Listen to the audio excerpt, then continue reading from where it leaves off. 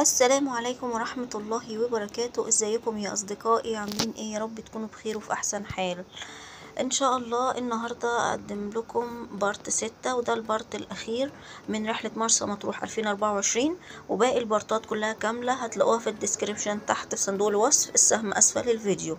اخر بارت طبعا واحنا راجعين بقى خلاص من الشواطئ وكده، بيكون على الطريق في طريق الرجعة كذا معصرة يعني بماركات مختلفة وبراند مختلف وكده. فانا كنت عايزة اروح معصرة فيرجينيا لان شفت عليها اكتر من ريفيو، وكنت عايزة اروح لها بالاسم، بس في كذا واحدة غيرها وكلهم كويسين، كلهم بيستخدموا مواد خام وكلهم حلوين جدا، فيهم حاجات كويسة جدا، وبصراحة ما يقلوش عن بعض في حاجة. تمام.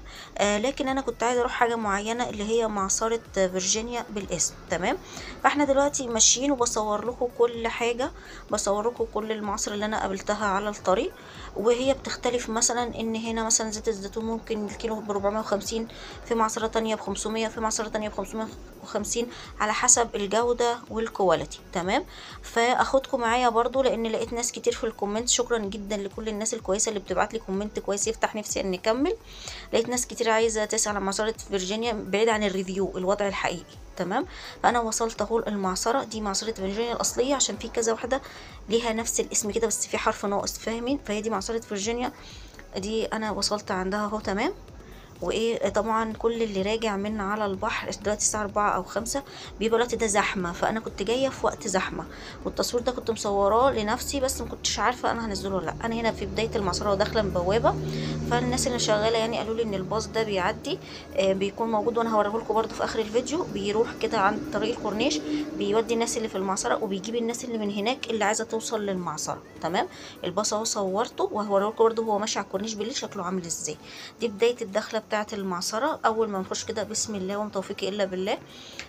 دي البدايه، احنا داخلين اهو على المعصره، بيكون ده الشكل اهو. البني ادم اللي قدامي ده اللي هو المحترم الكويس دوت واقف كده بيقابلكم، وفي نفس الوقت ايه بيبتدي يعرفكم على المنتجات ويدوقها لكم علشان لو انتوا عايزين تشتروا المنتج الموجود. تمام. فاحنا دخلنا عليه، سلام عليكم وعليكم السلام. كان تمام بيظبط الجوانتي وبدا ان هو يعرفنا، اللي يقول لنا ان ده زيت زيتون، زعتر، طحينه، دبس تمر، ودبس تمر بالطحينه، وعسل نحل، وبيبتدي ان هو يدوقكم من كل منتج على حده. طبعا ده زيت زيتون بالزعتر، كنت اول مره ادوق ده زيت زيتون بالزعتر، كان حلو جدا. وبالطحينه دي خام. تمام. يعني معلهاش اي اضافات، سمسم مطحون خام. انتوا بقى بتقدروا تحكموا على الكواليتي. تمام. وكده من ان انتوا بتدوقوا الطعم بتاعه، وكل حاجه دقتها كان طعمها